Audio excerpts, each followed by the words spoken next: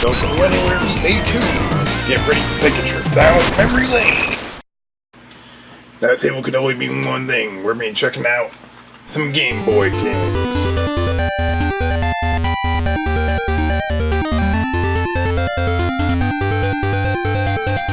And one Game Boy game in particular we're going to be checking out is Makimura Gaiden, which is a Gargoyle's Quest on the Game Boy over in North America. We're going to be checking this out. It's a Japanese game right here, and we're going to be popping that into our Game Boy soon. And first, let's take a look at the label art. It looks definitely like a not Dungeons Masters. I don't know why I said that for. It looks like a Ghouls and Ghosts type of game, and as far as I understand, it is. It's Ghosts and Goblins, Ghouls and Ghosts. So, I never really played this game before except for a brief second, and it's definitely a little different from your normal Ghouls and Ghosts, Ghosts and Goblins game. So we're gonna have to check this out. One thing that you want to notice in this game is the detail. There's a lot of detail in this game, pretty good detail. So let's get this popped into our Game Boy right here. We have our backlit Game Boy. And let's get the show on the road. And we're going to be playing this, and I do have to change my camera settings in order to record footage off of this Game Boy, because this Game Boy is backlit. So stay tuned, we're going to be playing that game right there. That's awesome, I can see right through the Game Boy. And what's that called? Let's pop it out for 1 second. No, it's Gargoyle's Quest in the US, it's Makimura Gaiden in Japan. We're going to be playing that. Alright, let's get the show started. Alright, so here we are playing Gargoyle's Quest for the Game Boy, the Japanese version of the game right here. Got a little introduction right there.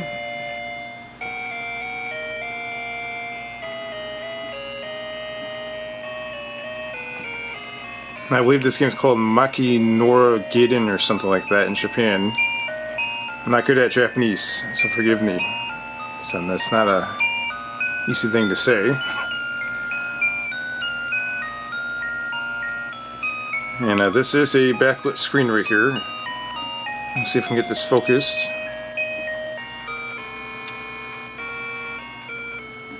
Let's see, Makimura Gaiden. The title screen right there. So you can start the game.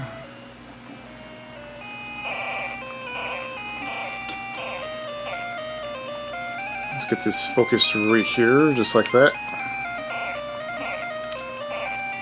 And it's great to have a backlit Game Boy. You can see like the detail and the audio on it. You can hear it.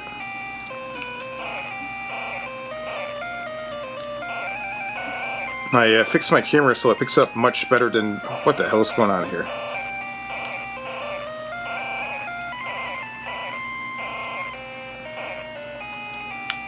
And this one game I never really played too much of.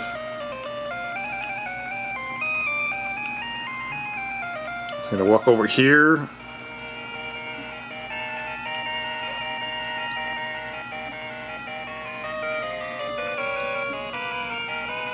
So this is Gargoyle's Quest. It's a Ghosts and Goblins game if you haven't guessed by now. Let's see if we can fix the focus on this.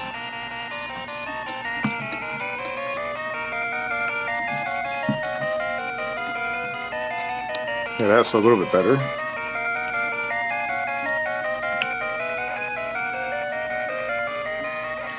Alright, so there's a little bar on the bottom right hand of the screen that allows you to fly around. And you have to shoot the enemies, as you can see there. Alright, so we're having some focusing issues here. Stand by for one moment. Alright, so here we are back. Hopefully that fixes the focusing issue. Yeah, that looks a little bit better. Let's see if we can shoot these enemies right here. As you know, Ghosts and Goblins is definitely a hard game. Ghouls and Ghosts, or whatever you want to call it. I play the Super Nintendo version and the Sega Genesis version quite a bit. Definitely a challenging game. Let's climb up this building right here. Yeah. See if we can. And there's a lot of detail on this game. You can see the actual building detail here. Alright, let's go down here, see what we got. And it's much easier to play this in backlit. You can see the game quite a bit better. Alright, as mentioned in a previous video, a friend named Joe actually hooked me up with this backlit Game Boy. And it works quite awesome. And you can see I fixed the camera so there is no rolling on the actual backlit portion of it. So it's kind of like a CRT monitor kind of. So if you record footage for this, you have to have the camera set just the right way to get the footage. And it looks great.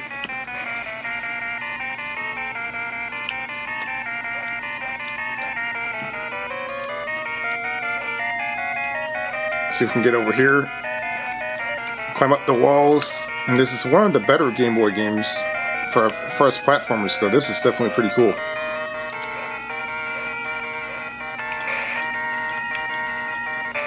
Oh, I blew up. What the hell was that? I've actually never played this game before. But the detail on the building, like all the flames in the window right there, the fire. Then on the side of the building you see all these like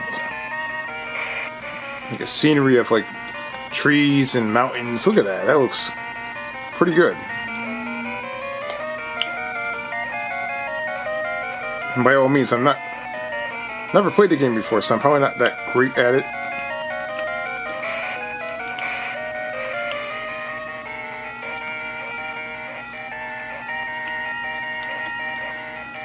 See if we can get up here. Oh yeah, climb.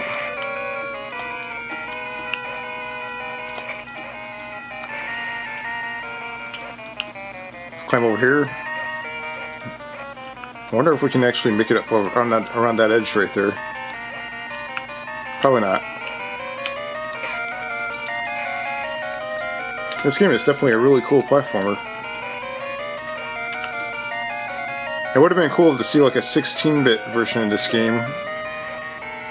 I don't know if it... Oh my god. What we had to do is jump from there over to that side. And see, we got a game over, which kind of stinks, but we'll give it a try again.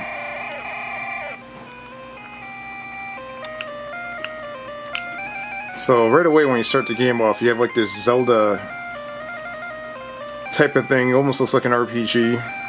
It's almost kind of scared the crap out of me at first. I'm not a big, huge RPG fan. But as soon as you start the game, it turns into a platformer. And much like Ghosts and Goblins, Ghouls and Ghosts, whatever you want to call it, it's pretty difficult. And you will probably only last a few minutes. What the hell is that? That was confusing. Okay, what's going on here? This is weird. Is the game like glitching? Yeah, I think my cartridge is glitching. That's so weird. Wow. I bet you that was the first time. If you ever owned that game, that's probably the first time you saw that. Let's see if we can give it a good blow. I might need to clean the contacts on this game. That was a good thing I was recording that. That was pretty strange. I always had problems playing this game, so this Game Boy is doing wonders right here. So it's definitely not a surprise to see something strange happen. That was pretty cool though. I have no idea what that was, but that was pretty cool. So we can escape this guy right here.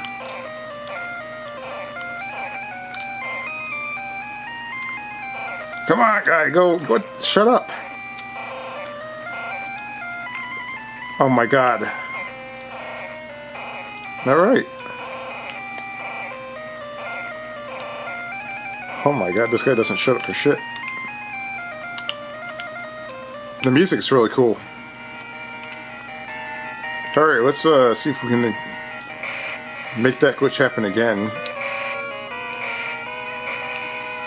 It's probably only possible with this cartridge, because this cartridge is worn out, straight from Japan. You can tell somebody played the shit out of this cartridge.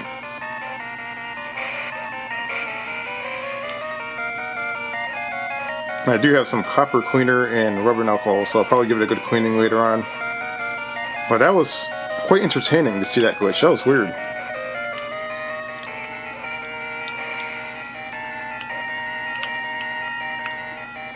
So we got something over here. Yeah, what is that? I had no idea what that was, but some sort of... Oh, the enemy comes back. Let's see if we fly down here. I wonder if this block right here is like breakable.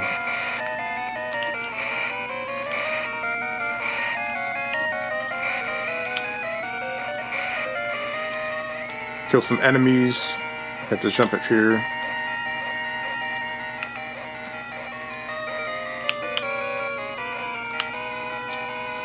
No, that's not where I want to go.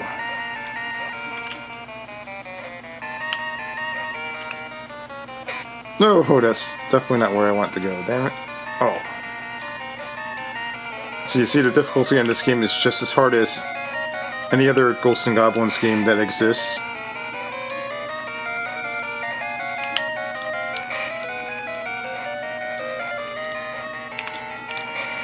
Let's see if we can take that out there and see if we can get whatever that is.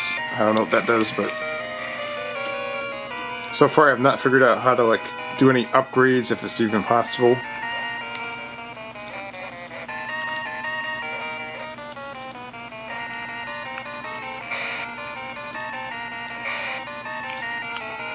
Oh no.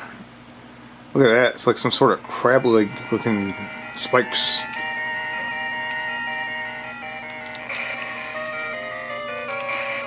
Shoot that guy in the head. Let's climb over here. And this is being recorded at 60 frames per second through a Panasonic Lumix. This is pretty cool. On a real Game Boy. With a backlit screen. Most people use the Super Game Boys for captured, you know, the ones that plug into the Super Nintendo. This is much easier. I prefer to use the real thing. And now it's much easier and better to record off a real Game Boy because I have the backlit screen, so it looks great. You can get one of these also. The only thing you would have to do is check out the other video on the backlit Game Boy. There's a link to the eBay store.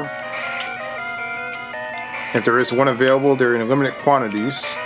Oh my god. Got a game over right there, and that is quite the difficult Game Boy platformer, but any Ghouls and Ghosts game is quite difficult. And this is known as Gargoyle's Quest over in the US, and over in Japan it goes by a different name, which I can actually tell you here. I'll turn it off for 1 second and turn it back on. And give you an idea what it's called right here in 1 moment. Let's get to the title screen. That was pretty fast. Makimura Gaiden. So that's what it goes by over in Japan. And occasionally you might see some difficulty differences between the American and Japanese copies. So one of them may be harder than the other, or may have slightly different things.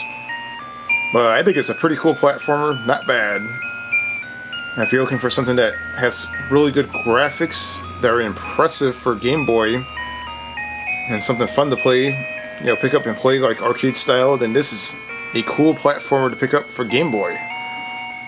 What a great game that is.